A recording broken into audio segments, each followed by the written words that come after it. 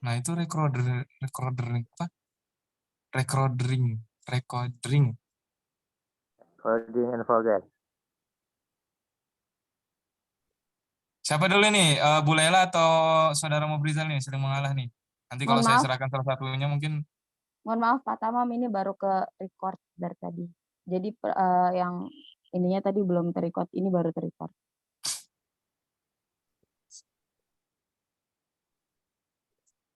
Mungkin kita kurang paham. Nah, ini salah satu faktor ya, kurang pahamnya kita dalam menggunakan media pembelajaran. Alat media pembelajaran. Ya, siapa tadi yang mau bertanya? Bu Lela atau saudara Mufrizal? Bu Lela aja dulu. Iya Oh Kak, iya. saya Kak. Baik, silakan Ibu Lela. Oke, terima kasih atas kesempatan yang telah diberikan. Yang terhormat Bapak dosen, Bapak Badrul Taman, terima kasih sudah bertemu lagi kita Pak ya. Kemarin kita nggak ketemu. Terima kasih kepada moderator. Ada beberapa hal yang ingin saya tanyakan. Sebelumnya saya tadi sempat menyimak penjelasan yang disampaikan oleh Ustadz Rangga yang ada statementnya yang bahwa kalau sudah terakhir kita sampaikan ke anak-anak itu apakah media yang kita laksanakan ini fotonya rekaman anunya tutup aja videonya nih kayaknya nih bermasalah nih. Iya Bu, kenapa foto saya di situ Bu? Nggak tahu makanya itu laptop sekolahan saya pakai. Yang kadang ini terlupakan oleh Bapak Ibu guru ketika mengajar di dalam kelas.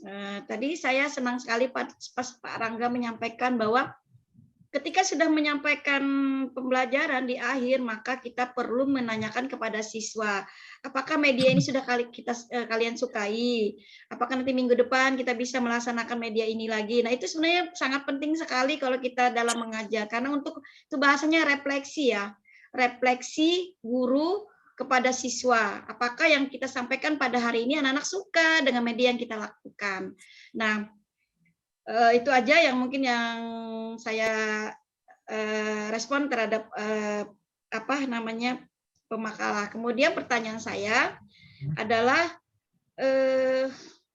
media itu penting ya untuk sebagai jembatan untuk memahami suatu materi. Tapi menurut saya, tapi nggak tahu kalau misalkan pemakalah. Tapi menurut saya, media, misalkan media itu kita gunakan salah satunya misalnya PPT atau PowerPoint. Menurut saya itu tidak akan berguna dengan baik kalau gurunya tidak bisa menggunakannya. Nah, padahal itu sebagai sarana dan sebagai sarana atau sebagai alat untuk mencapai tujuan yang ingin kita sampaikan. Bagaimana trik-trik kita sebagai guru supaya nih media ini bisa berjalan, artinya sesuai dengan apa yang kita harapkan. Media yang kita gunakan ini sesuai dengan tujuan yang kita pakai dan juga tersampaikan kepada siswa. Karena seberapa bagus pun media, kalau gurunya tidak profesional untuk melakukan ini tidak akan berhasil. Jadi kadang-kadang cuma sia-sia saja media tersebut. Jadi bagaimana kita sebagai guru, trik-triknya supaya media yang kita gunakan ini tersampaikan kepada siswa dan siswa juga menyenangi. Mungkin itu dulu dari saya. Terima kasih. Oke, terima kasih Ibu Lela. Masya Allah pertanyaannya ini tentang trik dalam menggunakan alat media agar materi yang kita sampaikan sebagai guru itu dapat tersampaikan dengan baik. Gitu. Mungkin Saudara Akbar mau menjawab langsung. Mungkin ada trik-trik khusus dari pemateri, kayak misalnya ke dukun dulu kah? Atau mau air baca-baca? Terima kasih. Izin menjawab Pak dosen pertanyaan daripada Bu Laila. Ini dari pengalaman saya pribadi ya. Tentunya kalau kita membuat media pembelajaran yang dikatakan tadi contohnya adalah proyektor. Kalau menurut saya kita tuh perlu yang pertama yang mendasari adalah kelas berapa dulu kita masuk ini. Ini saya tanpa Google ya, tanpa Google. Dari pemikiran saya pribadi. Kelas berapa kita masuk ini? Kelas 7 kah? Kelas 8 kah? Kelas 9 kah? Kelas 10 kah? Atau kelas 12 kah? Kelas 11? Nah, jangan sampai kita nanti masuk kelas, misalkan kelas 7, terus kita buat PPT-nya berskala dengan kelas 9. Itu enggak masuk itu. Itu adalah dari pengalaman. Kuncinya adalah menganalisis karakteristik atau kemampuan ataupun tingkatan dari siswa itu sendiri. Yang kedua adalah jumlah siswa. Kalau misalkan PPT itu kan adalah salah satu media yang diproyeksikan. Artinya ada tapi namun ada batasan-batasannya, batasan waktu. Jadi jumlah siswa itu mempengaruhi, Bu. Yang pertama adalah tingkatan kelas, yang kedua itu adalah jumlah siswa, karena jumlah siswa itu mempengaruhi. Jangan sampai kita strategi sudah bagus ini, media yang salah. Karena apa? Karena kita kalau buat PPT itu sendiri itu memakan waktu minimal kita masuk dalam satu kali pembelajaran itu misalkan 60 menit dari pengalaman saya. Masang kabelnya, masang set fokusnya, nyalakan laptop itu habis kita 10 menit paling lambat lah gitu ya. Nah itu kan memakan waktu juga.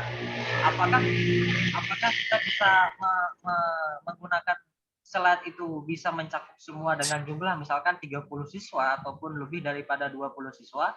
Nah, itu kan perlu kita pertimbangkan. Yang ketiga itu adalah sumbernya dari mana. Sumber di sini mempengaruhi, artinya sumber yang kita sampaikan dari materi yang misalkan contoh, saya kemarin itu materi tentang IPS ya, guru saya IPS, saya tentang sumber daya alam yang dapat diperbarui. Apakah kita kira-kira nih sumber daya yang dapat diperbarui ini apa? Oh, misalkan yang pertama, misalkan ada daun. Nah, daun ini kan salah satu alat sumber media yang berbentuknya itu yang 3 dimensi, yang miniatur, salah satu bentuk miniatur yang bisa kita gunakan. Nah, itu kita harus cari dulu sumbernya nih. Kira-kira sumber yang sesuai dengan materi yang kita ajarkan ini sinkron enggak kira-kira dengan nanti kita pas di kelas. Nah, itu yang ketiga. Yang terakhir adalah kemampuan dari guru itu sendiri. Apakah mampu atau tidak. Jangan sampai kita punya kecenderungan tidak bisa menggunakan teknologi yang sifatnya tuh online ataupun sifatnya itu ke digital, kita paksakan atau bahkan kita larikan ke Labcom, misalkan peserta didik untuk mencari misalkan sifat-sifat daripada dedaunan ataupun sifat-sifat daripada Allah gitu kan, kita nggak ada bahan ini. Nah, itu kan ada proseduralnya. Nah, itu mungkin yang dapat saya sampaikan ada 4. Yang pertama tadi bagaimana tingkatannya, kedua adalah jumlahnya, yang ketiga adalah sumber dari media itu dari mana yang disesuaikan dengan media materi yang kita ajarkan, yang terakhir adalah kemampuan si pembuat media itu sendiri. Terima kasih, saya kembalikan ke moderator. Baik, terima kasih pemateri sudah menjawab pertanyaan dari Bu Lela. Trik-triknya ya.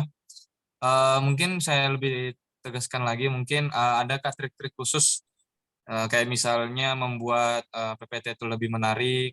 Tapi betul aja sih dari situ kayak kita simpulkan bahwa tingkatan kelas itu berpengaruh juga ya pematerinya. Oke. Baik, mungkin dari teman-teman ada yang mau menambahkan, ada mungkin isi kepala teman-teman yang dalam penggunaan alat media itu menggunakan trik-trik khusus, apakah itu menggunakan trik kedukun nggak atau menggunakan air baca-baca, ya kita tidak tahu teman-teman. Mungkin dari teman-teman mungkin ada yang mau menambahkan sebelum kita kembalikan ke si penanya, yaitu Ibu Laila. Ya, Saudara Mubriza mungkin tadi mau menjawab.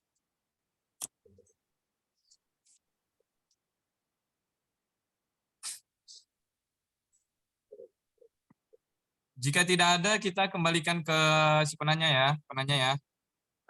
Saya mau bantu jawab sedikit. Ya, silakan, Saudari Ramadhani Suci. Oke, jadi saya setuju dengan pendapat Bapak Rangga.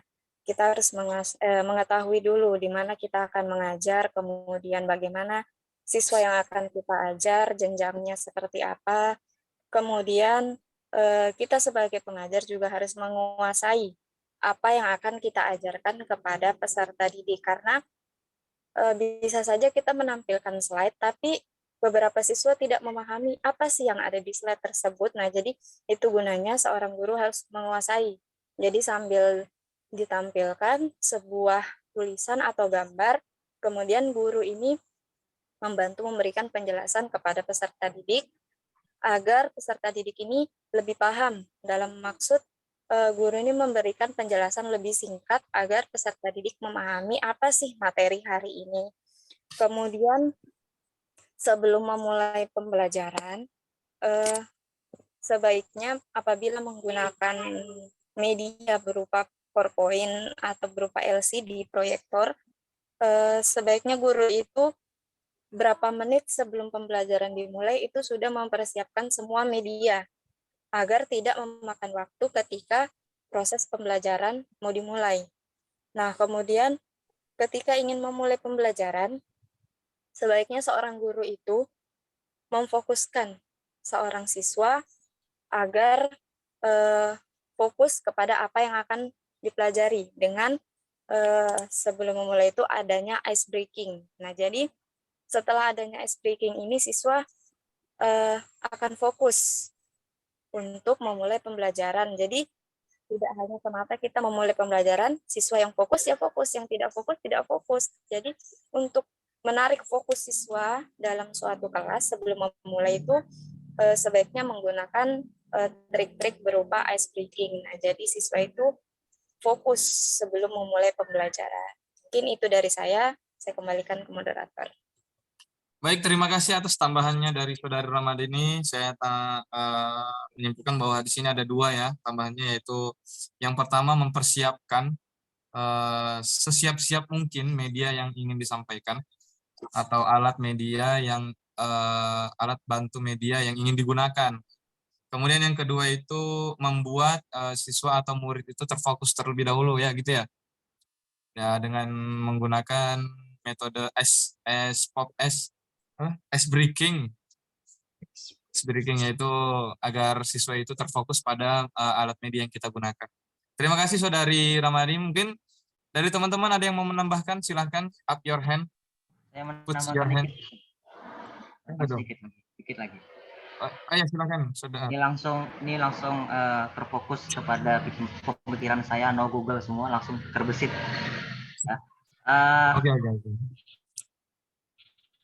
Yang perlu kita perhatikan, ini saya kurang sopan kalau ngomong sama Bu Laila ini. Bahas tentang media pembelajaran. Kalau dari saya tentunya kita kalau mau masuk kelas itu kan dalam proses pembelajaran itu kan Bu ada 3 yang saya pelajari dari S1 dulu yang di PKL yang saya laksanakan. Yang pertama itu adalah kegiatan pembuka. Pembuka itu kan paling maksimal itu kalau misalkan akidah akhlak itu kan 60 menit. Nah, 15 menit itu sudah pembuka, sudah memberikan salam, menyapa, terus mungkin kita bisa nge-resume follow up materi yang sebelumnya atau materi-materi minggu lalu, terus mengabsensi, menanyakan kabar, itu kan sudah habis waktu 15 menit pembuka. Terus kegiatan inti, nah itu kurang lebih 30 sampai 35 menit. Terus yang terakhir adalah penutup, ataupun kita sebut dengan kalau dari saya itu ya feedback lah, yang menanyakan bagaimana hari ini materinya, kita bisa secara klasikal mereview atau mengulangi materi yang kita ajarkan. Ya mungkin sekitar 10 sampai 5 menit lah cukup untuk kegiatan penutup itu. Makanya kalau saya sendiri, kalau sebagai pengajar yang masih baru, yang masih ya ibaratnya baru netas lah, no SPD saya ini ya perlu perlu memikirkan 2 kali. Kalau misalkan ya kalau saya pribadi menggebu-gebu sekali, bahkan saya pernah buat itu soal ulangan bab 4 tentang kegiatan apa ya saya lupa kemarin. Dia bentuknya itu nggak bentuk kertas. Jadi dari slide yang Ibu kemarin bisa lihat di laptop saya itu, nah itu kan dari slide yang dirubah jadi video. Jadi kita nggak perlu lagi ngomong lagi nomor 1, nomor 2, nggak lagi. Langsung kita play, langsung selesai. Tapi sebelum itu saya juga harus adanya pemantauan apakah itu kemarin saya lakukan di kelas 8. Nah, itu insya Allah kelas 8 tuh masih rasionalnya tuh sudah bisa memenuhi daripada media kita buat. Makanya kita kalau mau buat media itu kita harus mementingkan 3 tahapan itu. Yang pertama tadi kegiatan pembuka, kegiatan inti, dan kegiatan penutup. Yang alokasinya mungkin 15 menit, 30 sampai 35 menit, sama 10 sampai 5 menit. Nah, itu kan tadi benar, tadi ada saya sedikit menyinggung dari Saudari Ramadhani tadi, belum lagi kita pasang LCD-nya segala macam, itu kan memakan waktu. Makanya tadi dikatakan kita harus merancang atau memasang atau apa ya, memberikan media pembelajaran itu sebelum pembelajaran itu dimulai. Oke, terima kasih. Saya kembalikan ke moderator. Terima kasih atas tambahannya, pemateri, saudara pemateri. Dari teman-teman ada yang mau menambahkan lagi atau gimana? Silahkan angkat tangan. Apabila ada trik-trik khusus dari teman-teman yang belum tersalurkan dari kedua penjawab, pemateri atau penambah. Sebelum kita kembalikan ke penanya. Baik, kalau tidak ada, kita kembalikan ke Ibu Lela. Bagaimana atas jawaban teman-teman yang sudah menjawab atas pertanyaan Bu Lela? Oke, Ada sangkutan atau sanggahan gitu? Nah, oke, terima kasih dari pemaparan pemakalah tadi, dengan juga ada tambahan dari Mbak Ramadhani tadi. Fitri ya, saya kira sudah mewakili tadi jawaban tadi. Tapi yang penting saya menggarisbawahi bahwa seberapa bagus pun media, kalau gurunya tidak profesional untuk melakukannya, tidak akan berhasil dengan baik. Artinya pada saat pemilihan media, pintar-pintarlah dalam memilih media tersebut. Kalau kita belum mampu menggunakan media tersebut, maka mungkin bisa belajar bagaimana bisa media itu tersampaikan dengan baik kepada siswa.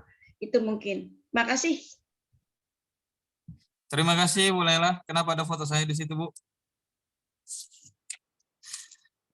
Baik, kita alhamdulillah sudah terjawab. Mungkin kita ke pertanyaan selanjutnya, mungkin pertanyaan yang kedua. Dari teman-teman ada yang mau bertanya, silahkan. Put your hand. Stop. Up your hand. Sepertinya tidak ada, Guru. Tidak ada kah? Ada ini, kayaknya ini cuman takut-takut. Mungkin Pak Mufrizal. Ya, siapa itu? Pak Wahyudi itu. Pak Wahyudi. Pak Wahyudi, silakan, Ustaz. Baiklah. Assalamualaikum warahmatullahi wabarakatuh. Waalaikumsalam. Izinkan saya di sini untuk bertanya kepada pemateri hari ini yang mana membahas tentang media, alat peraga, dan lain-lain gitu ya, dalam pembelajaran, berarti konteksnya di dalam kelas. Sebagaimana yang diketahui, jadi media atau alat peraga pembelajaran itu kan merupakan alat bantu atau sarana bantu untuk membantu memahami anak, memahami pelajaran yang kita ajarkan di dalam kelas, kan seperti itu. Sudah banyak dipaparkan dan dijelaskan juga di dalam makalah. Yang saya simpulkan dalam bahasa saya sendiri itu biasanya media pembelajaran atau alat peraga itu berfungsi sebagai, misalnya salah satunya adalah membuat materi yang abstrak menjadi konkret, seperti itu. Misalnya dalam pembelajaran IPA kita mengajarkan masalah peredaran darah dengan media pembelajaran atau alat peraga, lalu anak bisa melihat hal tersebut yang awalnya bersifat abstrak lalu terlihat konkret dan jelas di mata mereka, sehingga mereka bisa memahami secara mendalam tentang materi itu. Nah, kemudian kalau saya kaitkan, karena semuanya di sini adalah guru PAI, guru pendidikan agama Islam, maka kita alihkanlah pembelajarannya ke pembelajaran agama Islam. Misalnya dalam ranah akidah akhlak. Di dalam pembelajaran akidah akhlak itu ada terkait membahas masalah akidah-akidah, yang mana di sana ada materi-materi yang kita itu memberikan pemahaman kepada anak itu sangat susah sekali, apalagi anak-anak yang mungkin masih berada di tingkat dasar sekolah seperti itu. Sehingga kebutuhan untuk media pembelajaran atau alat peraga ini sangat diperlukan. Nah, kemudian sampai sekarang saya pribadi itu belum menemukan media pembelajaran atau alat peraga yang cocok untuk menerapkan atau memperdalam untuk memahami materi ini. Contohnya, dalam pemahaman akidah misalnya kita menjelaskan tentang sifat Allah atau hal-hal yang terkait dengan al-ghaibat lah, sesuatu yang gaib-gaib. Itu kan susah menjelaskan kepada anak-anak. Kemudian adakah media pembelajaran atau alat peraga yang bisa kita pakai itu untuk memberikan pemahaman yang dalam kepada anak tentang materi itu? Kalau materi IPA seperti perdana tadi kan bisa, misalnya kita pakai slide atau pakai gambar atau pakai PowerPoint kan bisa.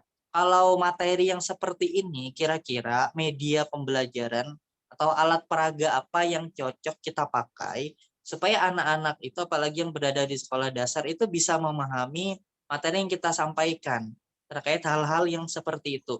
Kalau sholat kan bisa, oke lah kita pakai demonstrasi atau menempelkan video ke masalah sholat. Kalau masalah akidah ini kayaknya sesuatu yang susah deh untuk kita berikan pahaman kepada anak-anak sehingga membutuhkan alat bantu.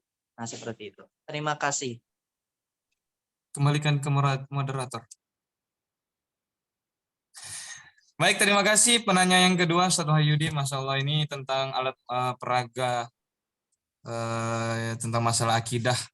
Adakah alat peraga yang cocok, yang tepat untuk menyampaikan materi tentang masalah akidah? Nggak mungkin kan kita menyampaikan Allah di mana, jadi kita membuat media Allah ini. Jadi mungkin ada jawaban dari Saudara Rangga, silahkan. Oke, baik, terima kasih. Bismillah, saya akan mencoba menjawab pertanyaan dari Ustaz Wahyudi. Izin Pak dosen, saya di sini mencoba untuk tanpa googling sama sekali. Jadi pemikiran saya dan bagaimana saya mencoba benar-benar dari pemahaman seluruh daripada isi makalah saya. Baik, pertanyaannya ini luar biasa ya, alam gaib ya, tentang tauhid ya, ketuhanan. Untuk materinya ini akidah alaq ya. Nah, kalau ditanya medianya ini, kalau disangkut pautkan sama materi yang ada di makalah saya, berarti ini adalah media yang tidak diproyeksikan. Salah satunya. Apa itu media tidak diproyeksikan? Contohnya ya seperti tadi gambar dan lain sebagainya. Namun bisa disangkut pautkan dengan juga media nonverbal 3 dimensi atau sebut dengan miniatur.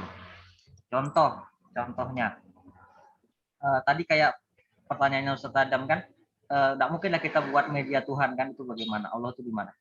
Kita pakai perumpamaan aja, yaitu media nonverbal yang bentuknya itu miniatur. Miniatur itu kan artinya dia kayak kita contohkan di slide ini ada rambu lalu lintas dan sebagainya. Apa kita masukkan di dunia nyata. Contohnya seperti ini. Coba kita anak-anak kita dalam waktu kan kita sudah kegiatan inti, kegiatan pembuka sudah nih. Nah kegiatan intinya misalkan kita pakai slide sudah, video sudah. Nanti ada pertanyaan, Ustaz, Pak Guru, Allah itu di mana ya? Nah itu kan susah kita buat ini. Maksud PPT itu kita tampilkan ada Allahnya kan tidak mungkin kan. Akhirnya kita mungkin sekitar 15 menit di kegiatan inti, saya akan membawa anak-anak itu keluar kelas, lalu nongkrong di bawah pohon kelapa. Anda ada pohon yang rindang lah, pohon yang rindang. Ini adalah ada ilmu filsafatnya lah sedikit ya. Kita mengajak anak-anak itu untuk memikirkan kok bisa daun itu yang awalnya dari tunas terus jadi lebih besar warna hijau tua coklat jatuh, itu kenapa kira-kira ya? Nah itu kan salah satu media pembelajaran yang tidak diproyeksikan. Atau kita juga masukkan media non verbal yang bentuknya miniatur. Kan pohon itu miniatur yang nyata, yang terlihat. Nah kita bisa masukkanlah pemikiran-pemikiran yang bersifat bahwasanya itulah adanya Allah di situ. Allah yang mengatur segala kegiatan yang kita lakukan mulai dari awal bangun sampai tidur lagi. Nanti ada nyeletuk lagi loh. Kalau kan kita bahasnya tentang Allah, Ustaz, bukan tentang tidur. Ya, coba kita bisa lihat. Di situ kan ada daun. Daun itu kok bisa dia polanya seperti itu. Siapa yang mengatur itu? Siapa yang menciptakan? Nah, itu adalah Allah. kalian bangun. Bangun itu kan salah satu kegiatan yang awalnya sebelumnya tidur. Terus siapa yang membangunkan kalian? Ibu kalian. Nah, ibu kalian itu apakah langsung bangun juga? Enggak kan?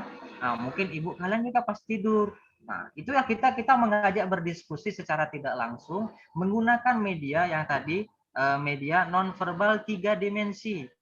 Ya, kita hubungkan juga misalkan media itu salah satu media yang tidak diproyeksikan. Nah, itu mungkin Ustaz dari jawaban saya. Sehingga media itu bukan hanya dari bersumber dari rancangan yang kita buat, bisa dari alam, itu salah satu media yang bahkan menurut saya media dari alam itu lebih membuat merangsang pemikiran anak-anak itu karena bisa dilihat secara langsung, visualnya terlihat di situ. Oh, ternyata benar bahasanya Allah itu bisa mengatur hal yang sekecil itu, contohnya seperti daun. Contohnya lebih skala lebih besar, apalagi alam semesta ini yang misalkan matahari terbit dari timur, tenggelam dari barat. Kenapa enggak dari selatan atau dari utara?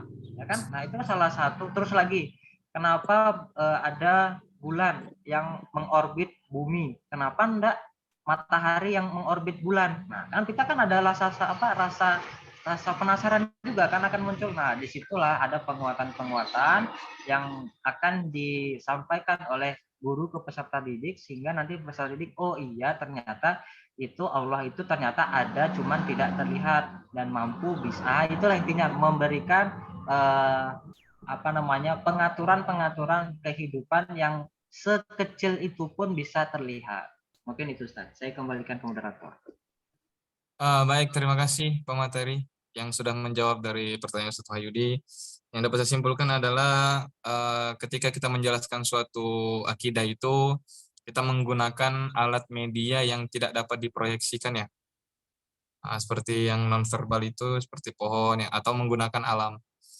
Mungkin teman-teman yang lain mau menambahkan media yang pas atau yang tepat untuk menjelaskan materi tentang akidah. Apakah menggunakan planet-planetan? Mungkin teman-teman mau menambahkan, silakan. Up your hand.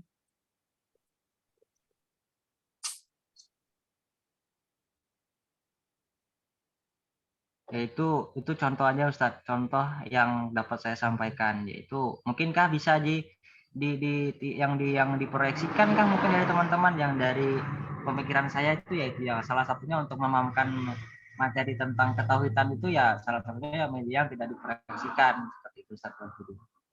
Dikembalikan ke moderator. Terima kasih. Mungkin teman-teman? Ya, izin menambahkan. Ya, silakan Pak Jamansyah. Ya. Assalamualaikum warahmatullahi wabarakatuh. Waalaikumsalam warahmatullahi wabarakatuh. Ya, mungkin saya menambahkan ya, tadi pertanyaan menarik ya. Ini untuk anak-anak yang PAUD SD 1 sampai 3 ya. Kalau 4 mungkin agak sudah. Bahkan mungkin di sampai kelas 6 ya. Tentang media terkait dengan akidah akhlak ya, terkait dengan akidah itu tauhid. Bagaimana cara kita mengenalkan nilai-nilai ketauhidan itu bisa masuk ke logika anak ya, karena sifatnya kalau kita bicara nyata itu memang nggak bisa ya. Saya setuju dengan pendapat dari pemateri itu, memang salah satunya adalah media alam itu bisa kita pakai untuk menggambarkan tentang kekuasaan Allah ya.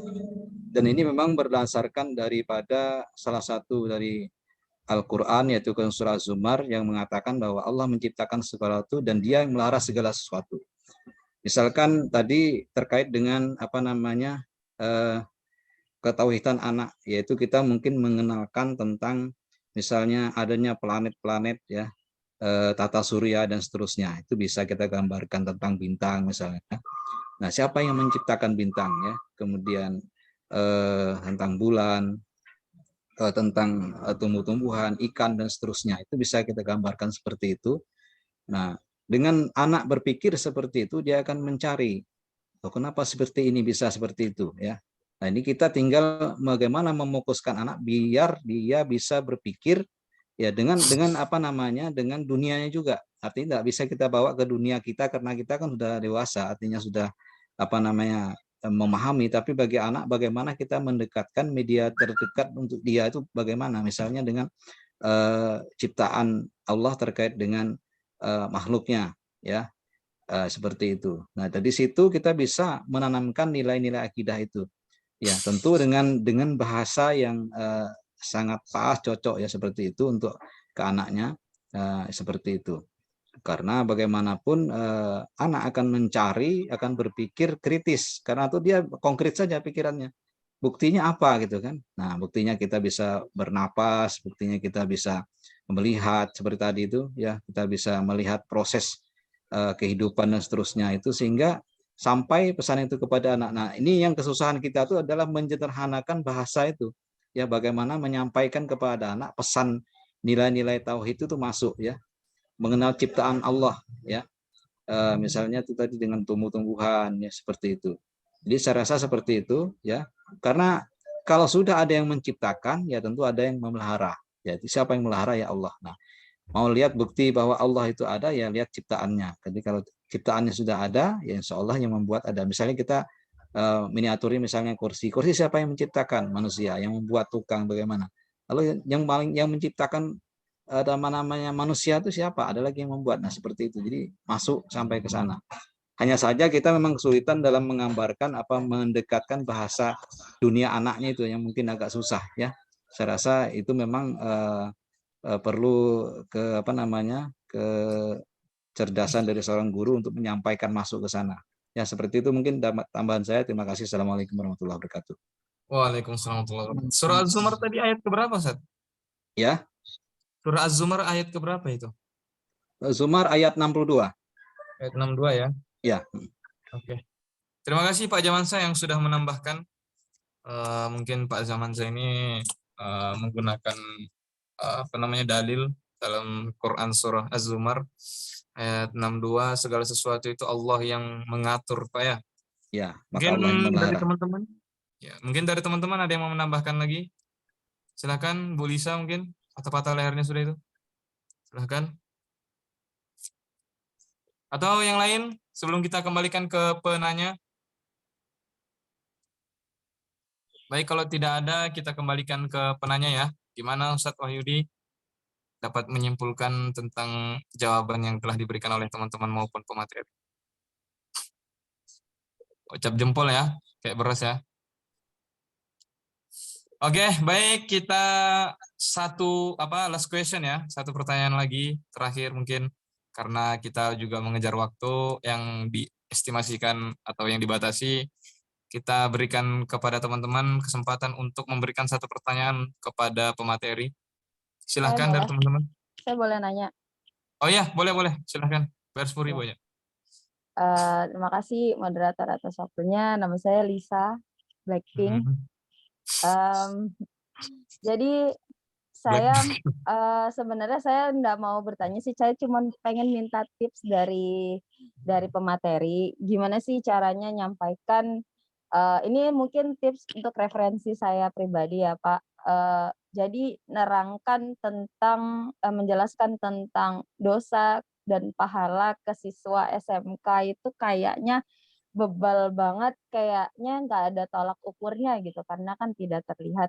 Jadi saya pengen minta tips sama Pak Rangga, adakah media atau strategi, ini bahas strategi nggak sih? Bahas strategi juga kan ya?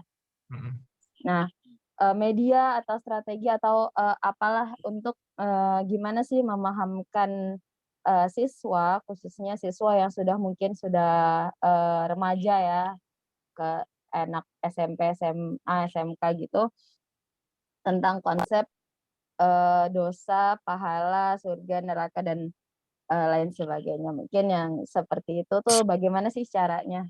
Terima kasih moderator. Terima kasih Saudari Lisa Blackpink Fadilah. Jadi pertanyaannya itu meminta tips dan strategi kalau menyampaikan tentang dosa dan pahala ya kepada anak SMK terkhususnya. Mungkin pemateri mau menjawab kan? Jangan usah bingung pemateri, santai, tenang. Minum dulu, minum. Baik, pemateri mungkin mau menyampaikan tips dan trik. Oke, baik. Terima kasih. Bismillah. Izin Pak dosen, saya ingin menjawab pertanyaan dari Bu Lisa. Ini pertanyaannya ini goib semua ya rata-rata ya. Sama seperti Ustadz Wahyu tadi. Saya bingung saya mau menyampaikannya untuk medianya. Oke, saya dari pemahaman yang saya dapat ya mengenai daripada dosa dan pahala ya. Berarti ini kalau dosa dan pahala ini sangkut pautnya itu kita ambil garis tengahnya yaitu surga dan neraka. Itu bisa. Pertama, kalau dosa berarti temannya neraka. Kalau surga temannya pahala. Oke.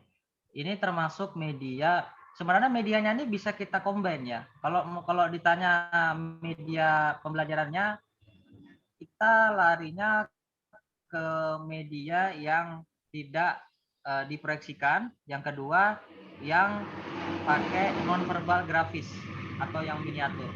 Dua itu aja kurang lebih. Kalau untuk yang goib-goib itu cuma dua itu aja, yang tidak diproyeksikan plus media non-verbal yang non-verbal grafis atau miniatur. Kalau ditanya bab itu SMK-nya ke jurusan apa? Bu Lisa. Otomotif. Karena Otomotif ya. Kebetulan yang bebal-bebal ini kan anak-anak otomotif. Terus saya misalnya nih menghadapi 36 siswa laki-laki semua. Terus mereka mungkin bagaimana sih, kan dosanya nggak kelihatan Bu dan lain sebagainya. Itu gimana caranya untuk memproyeksikan tadi seperti yang Bapak sampaikan sebelumnya. Oke gitu. Oke, siap. Kalau begini berarti media yang diproyeksikan kasusnya. Media yang diproyeksikan jadi kita bisa pakai berubah lagi ya. Nah, kasusnya. Ini kita pakai media yang diproyeksikan, media yang tidak diproyeksikan, dan media non-verbal grafis. Yang pertama kalau saya ngajar di kelasnya Bu Lisa, pertama saya nggak usah pakai pembukaan saya nggak usah pakai absen. Yang penting kalau sudah kelasnya sudah terlihat semua bangkunya penuh, berarti sudah hadir semua. Nah, itu intinya. Yang kedua, langsung kita ngajak si salah satu daripada peserta didik itu, yuk kita pasang LCD dulu. Cepat, pokoknya kita gerak cepat. Kita apa yang mau ditampilkan nih? Yuk kita nonton dulu Siksa Kubur. Ya, Siksa Kubur ini kan salah satu media yang sifatnya diproyeksikan melalui proyektor. Nah, video itu kan misalkan ada tentang ceramah-ceramah Hadi Hidayat kah atau segala macam. Nah, kita pakai media itu. Yang kedua, kalau sudah apa ini kok gini. Nah, hari ini kita sudah kita akan bahas dosa dan pahala. Kan itu hal yang gaib. Nah, kalau kelas SMK itu saya rasa bisa kita ajak berdiskusi ya. Jadi kita kalau tadi saya bilang tadi yang saya pertanyaan si Bu Laila tadi, kita harus melihat daripada tingkatan kelas. Kalau sudah SMK, apalagi SMK-nya kelas 11, ya kelas-kelas tinggi itu sudah kita bisa ajak beranalisa, berandai-andai. Nah, setelah kita pakai media yang diproyeksikan melalui video Siksa Kubur ataupun ceramah ataupun segala macam yang konteksnya ada plus dan minus, baru kita bawa mereka itu keluar, nggak usah jauh-jauh, di lingkungan sekolah saja. Nah, kita ajak keluar, kita pakai media non-verbal grafis atau miniatur. Kita lari ke musola misalkan. Kalau misalkan di situ ada non-muslim, berarti kita lari ke tempat-tempat ibadah yang sesuai dengan agamanya. Nah, coba kita lihat nih, ya.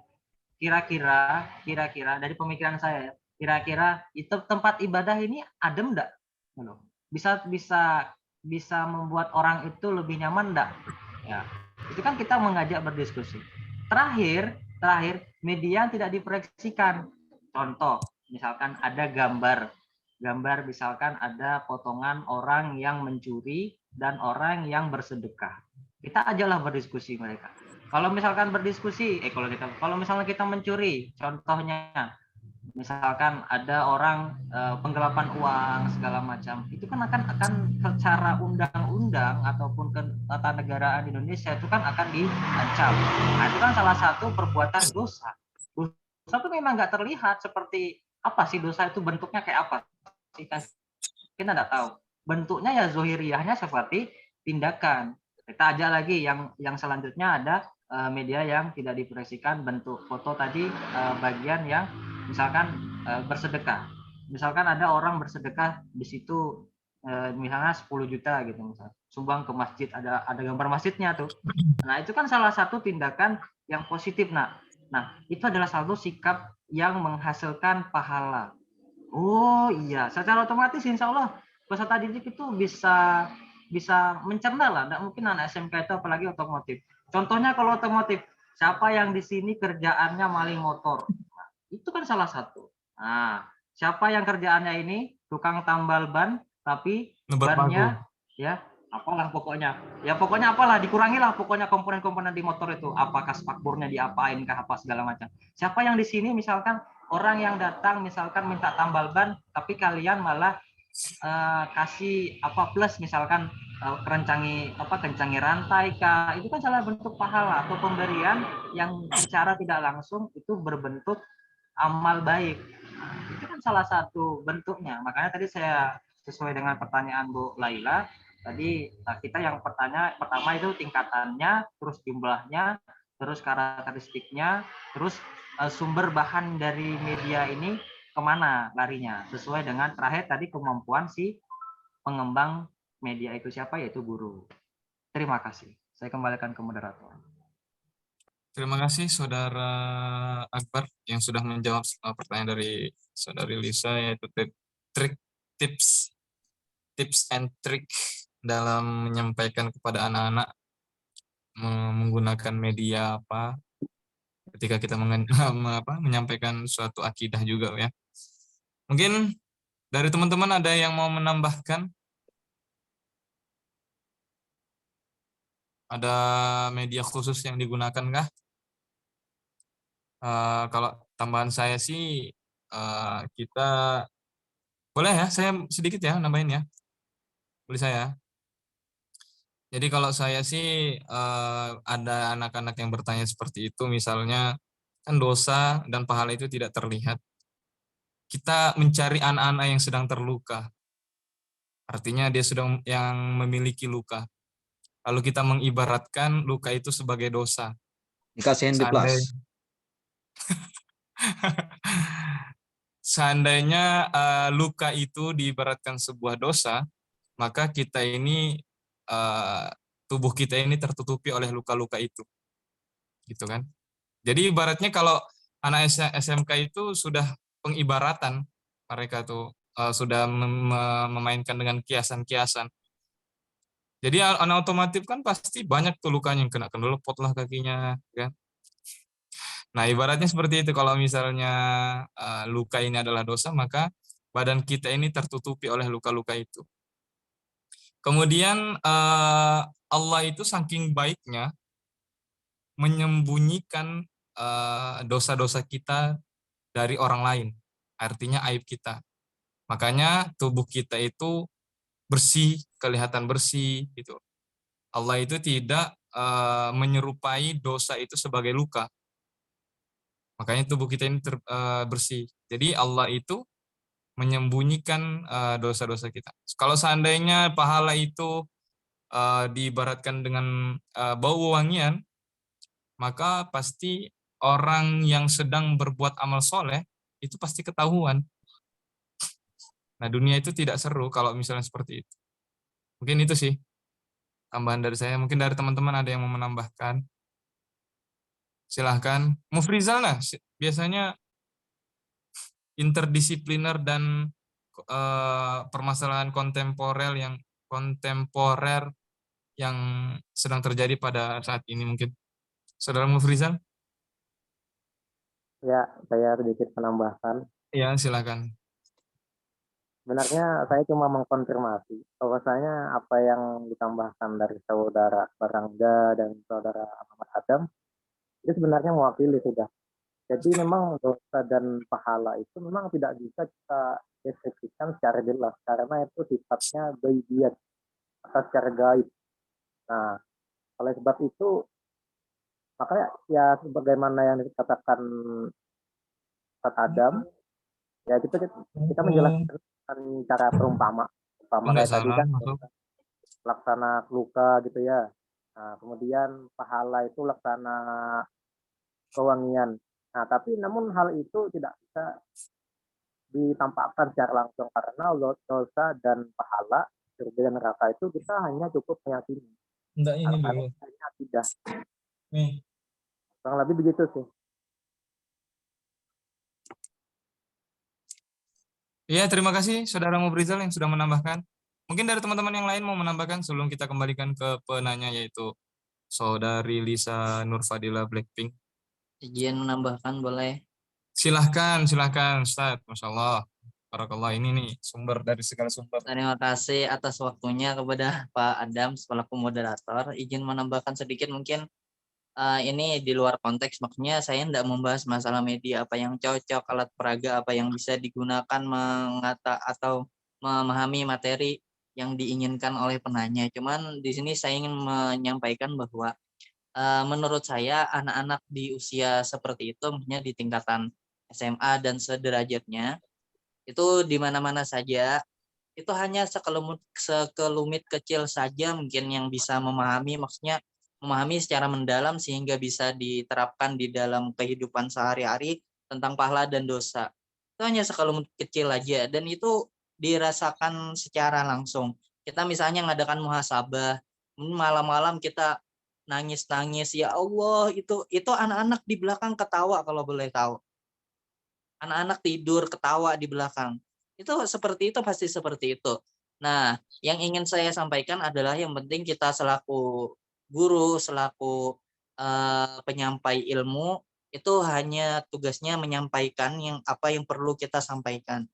Ketika mereka sudah punya ilmunya, itu suatu hari pasti akan teramalkan walaupun tidak waktu itu juga diamalkan.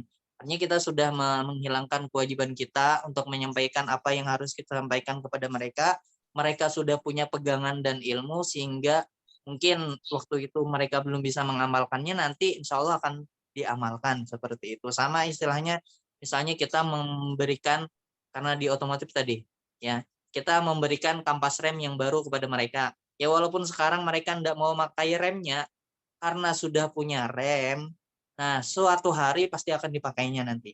Itulah istilah syariat atau ajaran agama dalam menjalankan kehidupan. Itu ibarat rem. Jadi kita bisa ada lubang, kita rem. Ada belokan terlalu cepat, kita rem.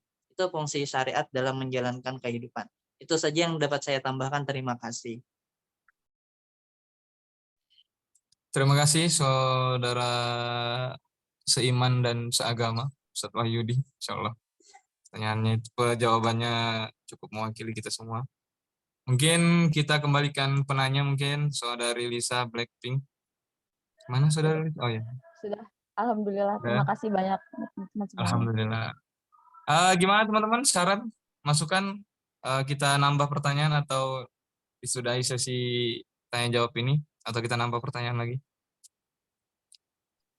Voting. Mana nih? Kalau kita memutuskan sendiri, kalau saya memutuskan sendiri nggak bisa. Saya perlu moderator, bisa ya? saya ambil ini? Oh iya, bisa Pak. Silahkan Pak. Ada satu pertanyaan dari saya untuk didiskusikan semuanya pada teman-teman. Kemudian nanti saya akan persilahkan kepada Mas Akbar Rangga untuk melayangkan satu pertanyaan kepada salah satu audien di forum presentasi ini untuk melihat sejauh mana sebenarnya apa yang sudah dipahami dari apa yang dipaparkan oleh Mas Rangga ketika prosesi presentasi tadi. Tapi sebelum itu saya ada sebuah kasus gitu ya yang ingin mendapatkan wacana dari teman-teman sekalian, bagaimana cara kita memilih bijak dalam memilih media. Di satu kelas itu kan biasanya peserta didik kita bermacam-macam gitu ya. Ada yang gaya belajar, terutama dari gaya belajar dari sisi psikologis. Ada gaya belajar anak kita itu yang kadang visual, dia bisa belajar, bisa masuk ilmunya dengan melihat sesuatu yang visual, bisa dilihat begitu. Kemudian ada anak-anak kita, diantaranya mungkin ada yang audio saja, yang dia kalau mendengar apa yang disampaikan oleh guru, dia bisa nyampe ilmunya begitu. Kemudian ada gaya anak belajar kita tuh yang kadang kinestesis. Kinestesis itu yang moving, dia selalu bergerak. Kalau dia nggak bergerak, tidak merasakan langsung apa benda yang ingin dia pelajari itu, dia tidak bisa memvisualkan apa yang sebenarnya yang ingin disampaikan oleh guru tersebut. Nah, melihat berbagai adanya gaya belajar tersebut, bagaimana sebaiknya seorang guru ketika ingin memilih media belajar yang bisa mengcover seluruh gaya belajar peserta didik ini. Nah, itu mungkin coba disampaikan apa yang menjadi pemikiran teman-teman sekalian. Monggo, terutama Mas Simin, Mbak Nur Laila Roshidah, monggo. Mas Dimas, dari tadi tidak ada gambarnya, saya curiga beliau lagi di mana begitu. Ibu Kholidah, monggo suaranya dimunculkan. Ibu Hermawati yang dari tadi fokus menyimak, monggo sampaikan apa yang menjadi buah pemikiran Bapak atau teman-teman sekalian. Demikian. Sampaikan unek-uneknya Bu Herma. Jangan dipendam, sakit sendiri.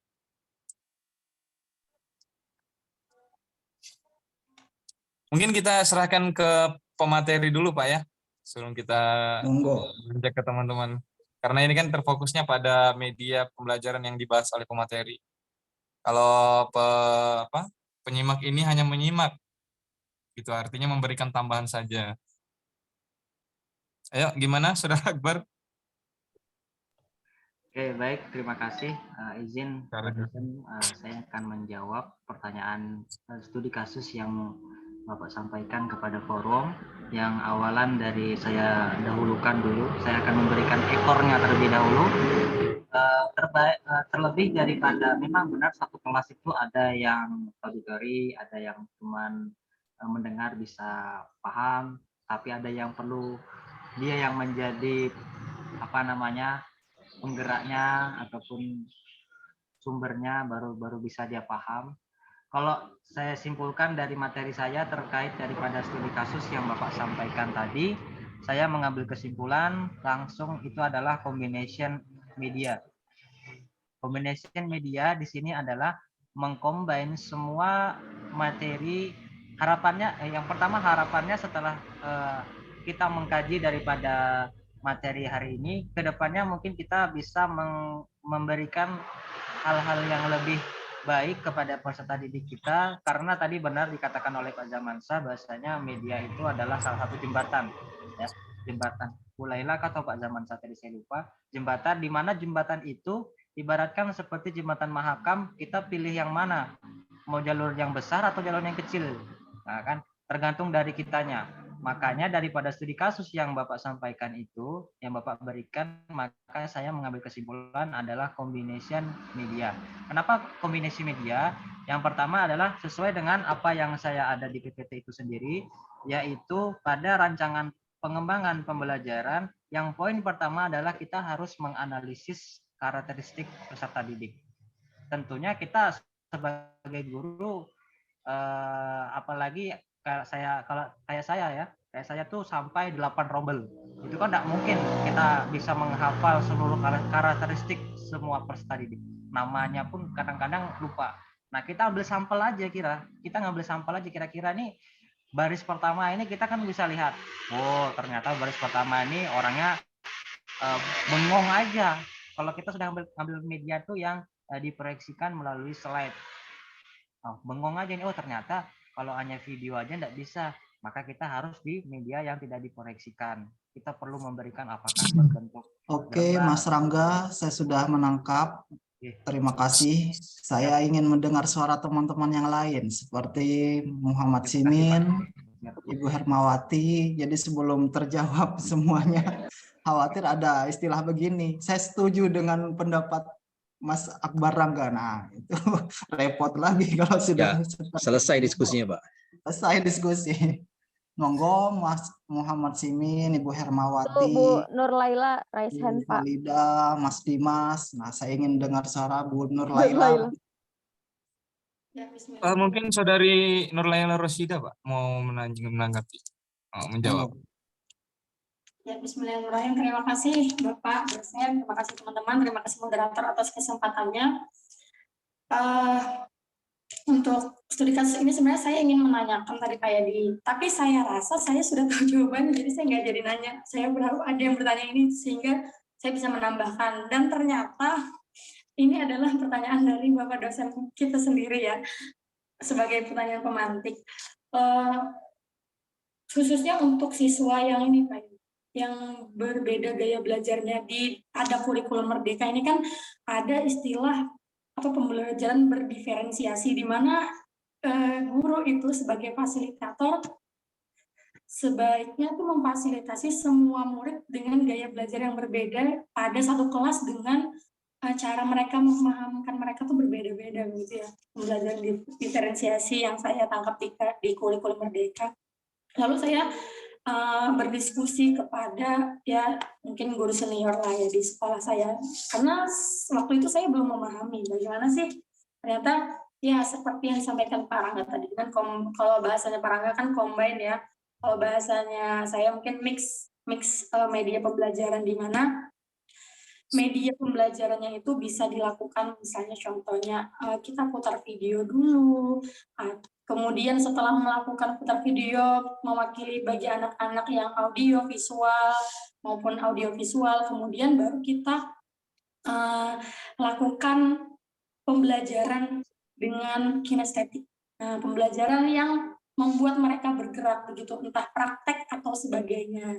Jadi ya mix media sih Pak, mix media dan mix metode juga. Itu pendapat saya Pak. Terima kasih. Terima kasih Saudari Nurlaila Rosyidah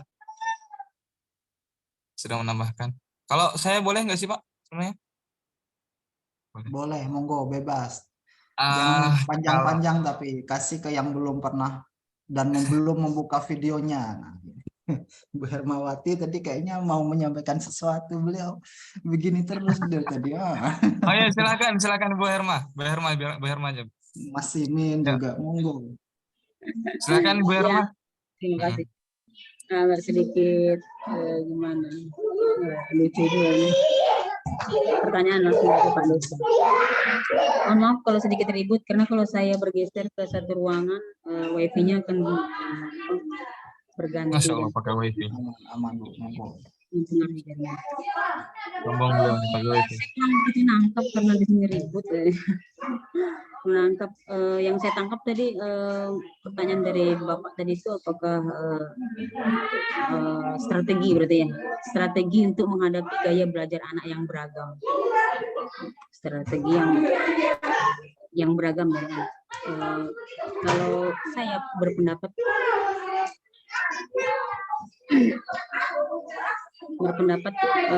pertama-tama melibatkan seluruh belajar, kita melibatkan seluruh sistem tubuh. Jadi kita memproses banyak fungsi yang secara stimulan dalam menyampaikan pembelajaran kepada anak yang bermacam-macam gaya belajarnya, ada audio, ada yang bergerak. Jadi menyampaikan sesuai dengan kebutuhan anak. Artinya kalau saya pertama-tama itu adalah pesan awal yang saya sampaikan, anak-anak fokus dulu, fokus kepada saya. Jadi itu tadi jadi memberitahukan kepada para siswa jadi tentang cara manfaat untuk dalam belajar, manfaat kita dalam kekuatan kita dalam belajar itu seperti apa, supaya mereka bisa belajar secara mandiri itu seperti apa demi kepentingan mereka sendiri juga. Misalnya ketika kita sampaikan bahwa ketika kita belajar di rumah seperti apa, di sekolah seperti apa. Jadi pertama-tama itu ya tadi fokus anak-anak, kita menarik fokus anak dulu, menarik fokus anak supaya dia fokus dengan kita. Lalu saya akan memberikan sebuah metode pembelajaran yang mana bisa ditangkap oleh anak-anak secara keseluruhan. Secara kebetulan saya memiliki satu kelas yang dimana ada anak yang memang memiliki kebutuhan yang berkebutuhan khusus. Jadi saya memahami dulu apa yang menurut anak itu yang diperlukan oleh anak tersebut. Jadi setelah saya memberikan pembelajaran kepada yang lain secara sesuai dengan kompetensi dasar mereka, lalu setelah itu saya lanjut kepada anak yang memang berkebutuhan khusus. Yang mana misalnya ya tadi misalnya pembelajaran tentang surah-surah pendek. Nah, anak tersebut kan nggak bisa secara langsung kita samakan seperti anak yang secara IQ mereka di atasnya yang anak berkebutuhan khusus. Jadi saya beri dulu dia sebenarnya sukanya menggambar. Anak itu sukanya menggambar. Jadi saya berikan sebuah kertas, pensil, lalu saya berikan surah-surah. Lalu saya suruh dia mengikuti sesuai dengan warnanya. Jadi dia suka. Jadi akhirnya dia duduk dengan tenang mengikuti apa yang menjadi instruksi saya. Jadi meskipun dia cuman berjangka berapa detik saja, sekitar 15 sampai 20 detik lah, dia tenang, habis itu dia jalan-jalan lagi. Tapi setelah itu dia balik lagi kembali ke tugas awal dia, gitu. Jadi secara teori saya nggak bisa menjelaskan secara detail, tapi itulah praktek yang biasanya saya lakukan sehari-harian ketika menghadapi ragam gaya belajar anak, bahkan ada anak yang berkebutuhan khusus. Mungkin itu Pak Tamam, semoga sesuai dengan pertanyaan karena tidak begitu menyimak instruksi dari Pak Tamam. Terima kasih. Terima kasih banyak Bu Hermawati. Lanjut.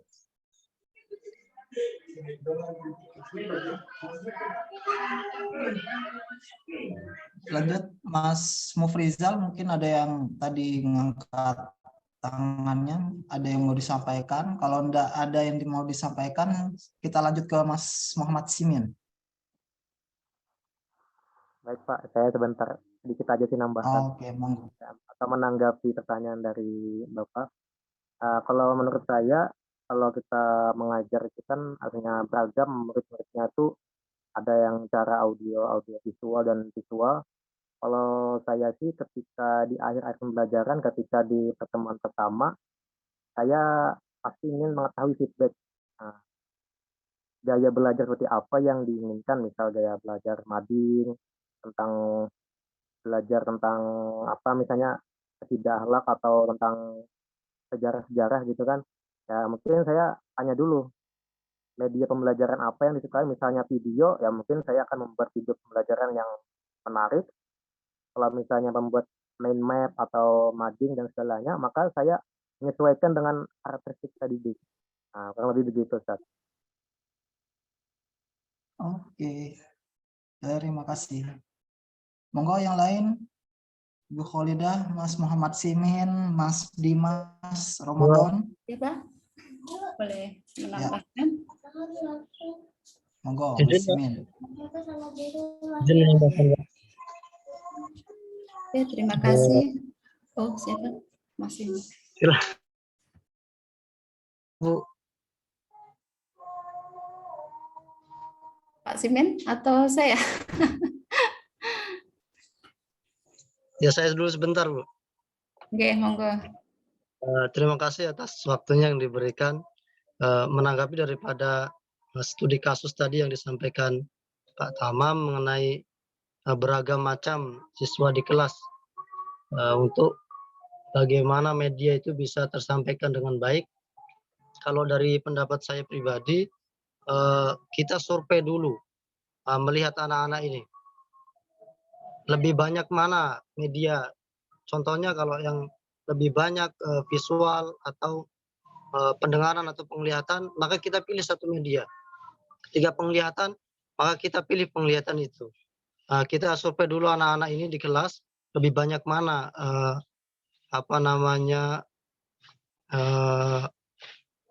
media yang akan dipakai nantinya. Setelah kita survei, kemudian kita pakai media tersebut untuk menyampaikan pembelajaran. Nah, sisanya yang tadi medianya yang dipakai hanya pendengaran, maka bisa kita khususkan secara sendiri. Mungkin itu dari saya, Pak. Oke. Lanjut, Bu Kholidah mungkin mau menambahkan. Baik, terima kasih. Tadi yang disampaikan adalah murid kita yang beragam ya, dan itu menggambarkan kelas kita memang. Di dalam kelas kita itu, saya setuju Pak Simin, melalui pengamatan mungkin kita bisa kan sudah setiap hari kita itu bersama anak-anak.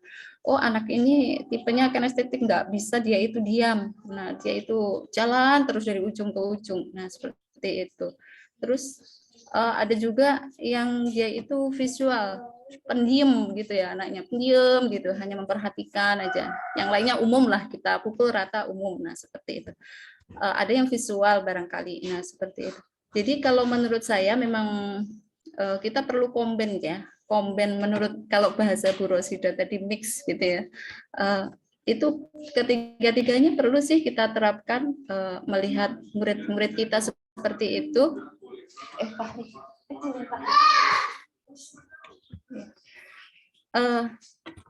Menurut saya kita melihat dari tema yang mau kita sampaikan. Ini salah satu contoh nih ya, misalkan saya mau menyampaikan tema tentang wudhu. Ya, tentang wudhu nih.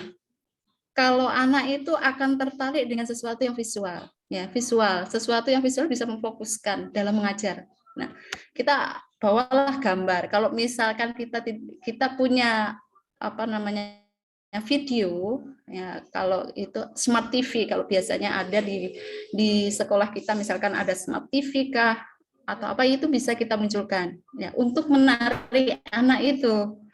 Nah, biasanya anak itu tertarik dengan sesuatu hal yang mau kita tampilkan, ya, visual, gambar-gambar wudhu, atau berupa apa yang mau kita tonton. Nah, seperti itu. Biasanya dia akan tertarik untuk melihatnya. Nah, setelah anak tertarik, nah baru kita sambil menjelaskan, ya, gambar ini, ya, gambar yang kita bawa ini tentang wudhu, tanya seperti apa. Nah, seperti itu. Kita kan sambil menceritakan tuh, anak yang auditori itu mungkin akan mendengarkan kita. Nah, jadi ada gambar, ada visual yang dilihat, kita menceritakan, menjelaskan urutannya. Nah, setelah itu kita coba anak yang apa tadi, yang aktif tadi, yang tidak bisa diam, kita suruh maju, sini praktekin gerakan wudhu apa aja. Nah, misalkan kita mengurutkan nih ya dari kumur-kumur, maka anak yang tidak bisa diam tadi, ya, kinestetik, itu dia mempraktikkan bagaimana cara kumur-kumurnya. Kemudian bagaimana dia mengusap wajahnya. Jadi kita ambil salah satu, nah seperti itu. Jadi ketiga-tiganya bisa kita pakai. Kalau misalkan itu untuk bab wudhu ya. Kalau misalkan babnya yang lain, ya kita melayani dulu yang sama. Maksudnya yang sebagian, yang 80% itu. Saya setuju dengan usulannya Pak Simen itu tadi. Misalkan kita melayani dulu yang sama. Yang cara belajarnya sama, misalkan, atau melalui ceramah. Nah, seperti itu baru setelah itu kita langsung mendekati. Kalau anak kinestetik ya kita dekati. Nah, dia mendekati kita juga harus mendekat sama dia, gitu kan. Nah, Aira, panggil Aira. Kemudian kalau untuk anak yang audiovisual, ya kita tunjukkan, kita siapkan gambarnya. Kan dia suka memahami sesuatu melalui gambar. maka kita tunjukkan gambar, oh seperti ini loh. Nah, itu perlakuannya kan khusus ya untuk anak-anak yang tertentu aja. Maka kalau mengajar, gaya mengajar di kelas, maka layani dulu semuanya yang modelnya sama rata dulu. Sama rata dulu, baru kita fokus kepada yang khusus-khusus tadi. Itu sih, terima kasih. Oke, terima kasih banyak Ibu Khalidah. Lanjut ke Mas Dimas Ramadan sama Mbak Azizah Nur. Apakah di layar atau lagi main bola di belakang layar? Mas Dimas dari tadi tidak terlihat ada membuka videonya. Kalau Mbak Azizah Nur sudah sempat buka tapi ditutup lagi. Mungkin buat bukaan kali, Pak. Masih lama. Halo, dari awal sampai akhir Mas Dimas tidak menampakkan dan tidak bisa dihubungi sepertinya nih, ditinggal HP-nya ini. Halo Mbak Azizah. Iya Pak, sebentar Pak. Minimal ada tanda-tanda kehidupan ya. Kalau Mas Dimas ini, waduh, tidak tahu cara menghubunginya seperti apa lagi sudah. Oke, Mbak Azizah, saya kira cukupkan ya. Saya kembalikan ke moderator. Gimana?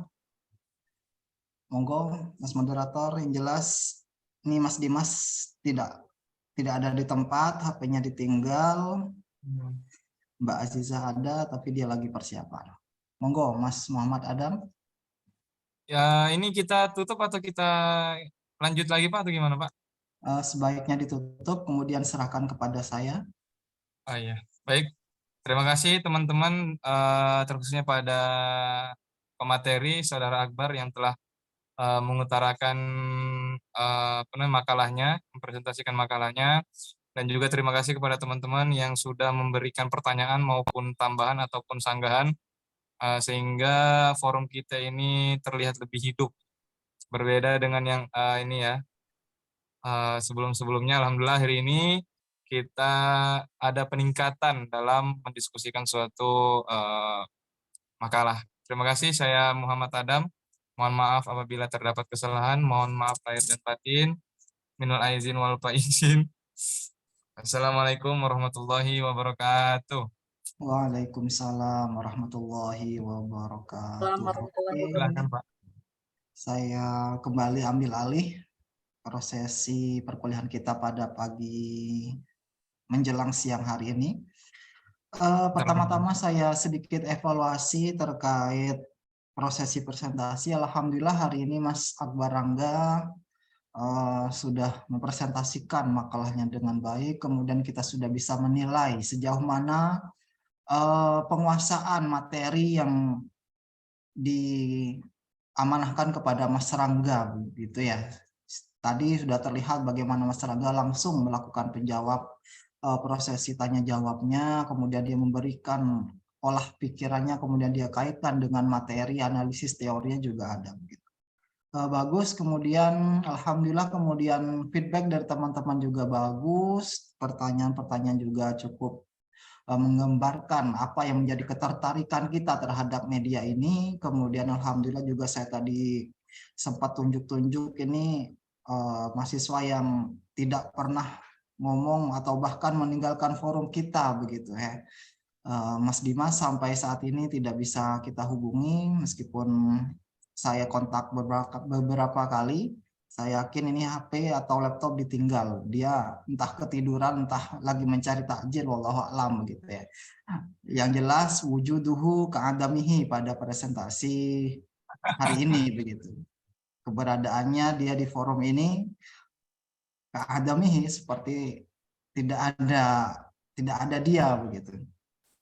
Kemudian terkait beberapa hal tadi apa yang kita diskusikan bersama, saya ingin mengambil kesimpulan bahwa peran sebagaimana masukan dari teman-teman sekalian, peran dari media pembelajaran itu saya bisa menangkap ada 3 hal pentingnya dari media pembelajaran itu sendiri, karena kita ketahui bahwa sebagus apapun kurikulum atau pengembangan kurikulum yang kita lakukan, ketika kurikulum itu kita implementasikan tapi dengan cara atau strategi atau media yang salah begitu, itu tentu akan mengurangi nilai kesempurnaan dari kurikulum itu sendiri. Maka penting sekali bagi seorang guru, seorang pendidik untuk pintar-pintar memilih media pembelajaran yang sesuai dengan gaya belajar peserta didik kita di kelas tentunya begitu ya.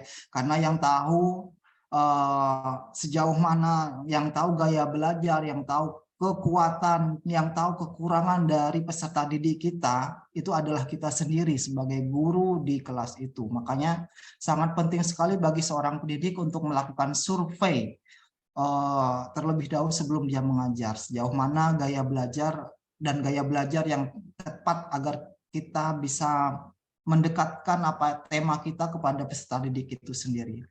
Maka dari itu peran dari media belajar itu ada 3 hal, sebagaimana saya rangkum dari teman-teman. Yang pertama, perannya sebagai intentional rule, sebagai penarik dari perhatian peserta didik kita itu sendiri. Kemudian sebagai communication rule, sebagai media komunikasi, sebagaimana tadi disampaikan Pak Jamansyah, bahwa sebagus apapun media yang kita buat, tapi kita tidak mampu mendekatkan dengan komunikasi yang bagus, yang sesuai dengan gaya belajar peserta didik kita, maka tentu nilainya akan berkurang gitu ya. Jadi komunikasi itu menjadi peranan penting bagi suksesi media pembelajaran yang kita pilih begitu.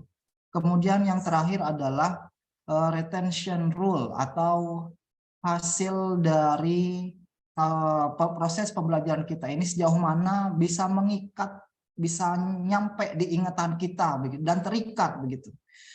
Jadi kadang peserta didik kita itu tidak ingat materi, tapi ketika ingat visual apa yang sudah dilakukan oleh guru, semuanya guru tadi menyampaikan materi tentang manjadah wajadah begitu, gurunya membawa tongkat, maka siapa yang sama gurunya dipatahkan itu tongkat yang besar gitu, sehingga dia terkesan dalam ingatannya dia bahwa oh iya tadi guru itu mempraktekkan tentang mematahkan barang siapa yang bersumsum maka akan dia dapat begitu.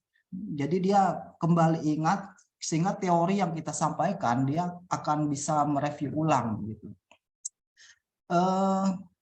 Saya rasa 3 hal itu yang menjadi poin kita. Kemudian terkait pengembangan media pembelajaran itu tidak akan jauh dari hal-hal berikut, landasan berikut. Yang pertama, landasan filosofis, bagaimana tema kita ini, harapannya ke depan ketika kita ingin sampaikan, filosofinya seperti apa. Kemudian unsur psikologisnya terkait perkembangan anak, seperti disampaikan oleh Mas Rangga tadi, di level-level tertentu psikologi perkembangan anak itu sangat penting, terutama gaya belajarnya perlu kita lihat. Kemudian teknologis, landasan teknologis, sejauh mana media kita ini sudah mengcover teknologi yang saat ini berkembang begitu. Jangan sampai kita tertinggal dari sekolah-sekolah yang lain terkait perkembangan teknologi yang saat ini sudah pakai Zoom, pakai media PowerPoint yang sudah bisa interaksi antara satu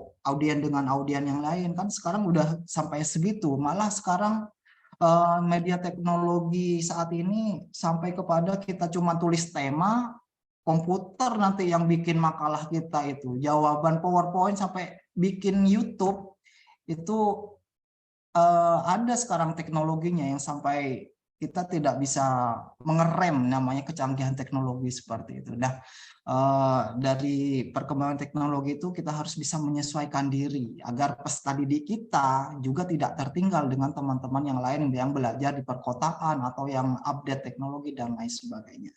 Kemudian landasan yang terakhir adalah landasan empiris, sebagaimana kita tahu, kitalah yang tahu lapangan, kekuatan, kekurangan dari peserta didik kita, gaya belajarnya kita tahu, sehingga kita bisa nanti dalam memilih strategi itu akan menjadi lebih tepat begitu ya. Kemudian dalam Islam sendiri yang ingin saya sampaikan di sini adalah dalam Islam itu sudah banyak sekali contoh-contoh dari media pembelajaran sebagaimana dicontohkan oleh Rasulullah SAW begitu ya. Kemudian ada dalil-dalil Al-Qur'an juga yang terkait pentingnya seorang guru memberikan media begitu. Kita lihat saja di contoh di awal-awal manusia hidup di muka bumi ini. Ada peristiwa Habil dan Qabil ketika mereka berselisih, kemudian salah satu dari antara dua orang ini, Habil dan Qabil, terbunuh begitu. Ada media yang Allah tampilkan di hadapan Qabil ketika saudaranya terbunuh. Dan konon ratusan tahun dia membawa jasad tersebut sehingga dia tidak tahu bagaimana cara menyimpan mayat ini, sehingga ada media yang Allah sampaikan waktu itu berupa burung gagak, dan burung gagak tersebut menggali-gali tanah dan mengubur dari jasad burung gagak yang lain, dan itu dilihat secara visual, kemudian dia dipraktekkan, dan itu sampai saat ini dipraktekkan oleh umat Muslim tentunya. Ketika ada yang meninggal, cara merawat jasadnya itu adalah dengan cara dikubur begitu. Kemudian terkait pertanyaan dari Ustadz Wahyudi terkait sama Mbak Lisa juga terkait hal-hal yang gaib, terkait dosa, terkait akidah dan lain sebagainya, saya rasa itu sudah saat ini udah banyak sekali ya media-media yang bisa kita pilih. Ada satu contoh ketika ada seorang santri bertanya kepada gurunya, Pak Kiai, iblis itu kan terbuat dari api, kemudian neraka itu tempatnya api begitu. Ketika iblis masuk neraka, itu tentu dia tidak akan merasakan apa-apa karena api ketemu api begitu. Ada santri yang bertanya seperti itu terkait akidah, terkait hal-hal yang orientasinya adalah akhirat. Kemudian si kiai ini tidak habis akal untuk menjawab apa yang ditanyakan oleh si santri begitu. Kemudian setelah bertanya seperti itu, kiai menyuruh santrinya untuk maju ke depan. Kemudian apa yang dilakukan oleh kiai tersebut? Kiai tersebut secara spontan menempeleng si anak yang bertanya tadi. Menempeleng itu gimana? Ya ditepuk entah ininya begitu kan. Kulit ketemu kulit. Kemudian kiai setelah lakukan menepuk itu, Pak Kiai bertanya, apa yang Anda rasakan? Santri tersebut bilang, sakit Kiai begitu. Kenapa kok sakit? Begitu kan? Padahal tangan yang saya gunakan untuk menepuk Anda adalah kulit juga. Yang saya tepuk adalah kulit. Kenapa terasa sakit begitu?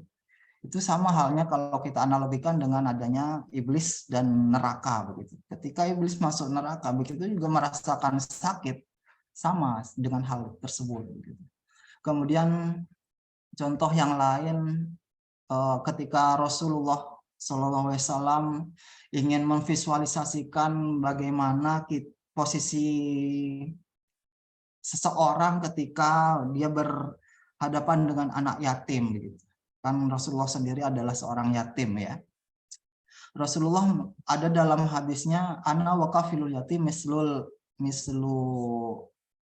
ibham wa wasababah begitu. Rasulullah langsung memvisualkan bahwa kepada sahabat bahwa saya dengan orang-orang yang memelihara anak yatim itu adalah seperti jempol telunjuk dan jari tengah, yang dimana dua hal ini tidak terpisahkan, dan itu bisa divisualisasikan dalam berbentuk video atau visual dan lain sebagainya begitu, hal-hal yang berbau agama dan akidah seperti itu. Kemudian pesan terakhir saya sebelum saya tutup kepada Mbak Lisa dan kepada kita semua ya, terutama Mbak Lisa.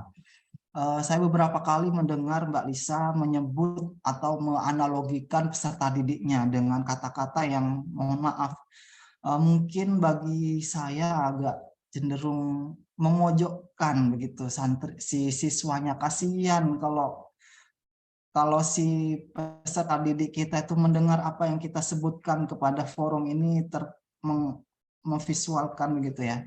Ada tadi kata-kata bebal. Kemudian yang dahulu-dahulu itu ada waktu kita di kelas itu ada istilah apa begitu ya, brutal atau apa gitu saya lupa. Yang kayak si gurunya kok melihat santrinya kayak gini, siswanya kayak gini begitu. Jadi mohon maaf Mbak Lisa, mungkin itu bisa dikoreksi pelan-pelan. Ayo kita sebut si peserta didik kita ini adalah orang yang memang partner kita, yang butuh bantuan kita agar dia menjadi lebih baik dengan adanya proses pembelajaran dari kita. Maka persepsi kita harus pertama memang harus baik. Anak didik kita ini adalah anak yang baik begitu. Kalau kita berbuat baik kepada dia, insya Allah seperti disampaikan oleh Ustadz Wahyudi tadi, kita udah kasih rem, suatu saat dia ketemu lubang, suatu saat dia ketemu apa di jalan, dia akan bisa menggunakan apa hal-hal yang positif yang kita berikan itu. Maka apa yang kita sebutkan itu adalah doa bagi peserta didik kita. Monggo. Ini nasihat bagi saya juga ya, ketika saya ada mahasiswa yang berdebat atau ketika proses penilaian dia malah negosiasi nilai dengan saya, itu kan ada saja peserta didik kita yang macam begitu ya. Saya harap begitu kita melihat peserta didik kita dengan kacamata positif sehingga kata-kata kita menjadi doa bagi dia. Doa kita juga ada nama mereka begitu, sehingga adanya kita di kelas, adanya kita di sekolah ini memang benar-benar lillahi ta'ala, bukan hanya untuk mendapatkan apresiasi berupa uang dari gaji kita atau berupa nama baik karena kita menjadi guru di sekolah yang baik begitu ya. Itu nilai investasi akhirat itu yang harus menjadi orientasi kita ya. Ini nasihat bagi saya sendiri dan mungkin bisa teman-teman bisa aplikasikan ketika kita melihat peserta didik kita yang mempunyai kekurangan dan lain sebagainya. Oke, Bapak, Ibu, dan teman-teman sekalian, saya rasa itu yang jadi masukan saya pada siang hari ini karena sudah melewati duhur, begitu tadi saya sempat dengar adzan. Alhamdulillah, terima kasih banyak atas atensinya kepada Ustadz Wahyudi, Ustadz Simin, Ustadz Rangga, Mbak Lisa, Ibu Hermawati, Mas Adam. Terima kasih sudah memaklumi karena sudah lewat waktunya. Kalau kita tambah satu lagi makalah, ini tambah sore lagi nanti. Bersabar ya Mas Adam, terima kasih banyak atas pengertiannya. Ustadz Jaman Syah, terima kasih banyak meskipun jenengan lagi bertugas masih menyempatkan diri untuk bisa hadir di forum ini. Mbak Fitri Ramadhani, Bu Khalida, Mas Mufri Rizal, Mbak Aziza, Mbak Nur Laila Rashidah, Ibu Laila, terima kasih banyak. Sampaikan salam saya kepada Mas Dimas Ramadan, jangan ulangi lagi hal-hal yang seperti ini karena saya akan memberikan feedback, mencari celah untuk bisa mencari teman-teman agar bisa menyampaikan aspirasinya begitu.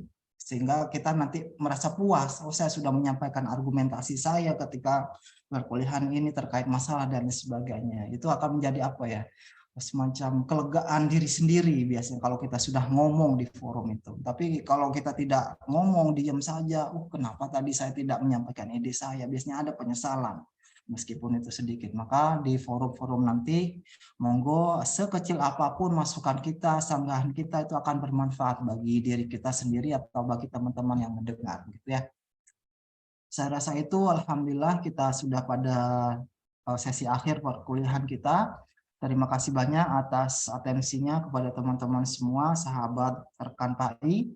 Sekali lagi pesan saya semangat, selamat menjalankan ibadah puasa. Semoga apa yang kita ikhtiarkan dalam puasa ini mendatangkan pahala atau posisi tersendiri di sisi Allah Subhanahu wa taala. Kita akhiri perkuliahan kita dengan bersama-sama membaca doa kafaratul majelis. Bismillahirrahmanirrahim. Subhanakallahumma wa bihamdika asyhadu an la ilaha illa anta astaghfiruka wa atubu ilaik. Walhamdulillahirabbil alamin. Demikian, terima kasih banyak teman-teman. Saya akhiri. Wassalamualaikum warahmatullahi wabarakatuh. Waalaikumsalam warahmatullahi wabarakatuh. Terima kasih Pak. Sehat selalu Pak. Terima kasih Pak. Terima kasih. Ayo sebelum keluar kita foto bersama. Silahkan menghadap layar, kita foto bersama. 1, 2. Oke, terima kasih. Saya izin live dari grup.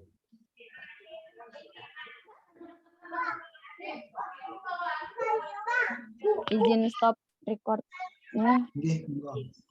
Terima kasih. Assalamualaikum.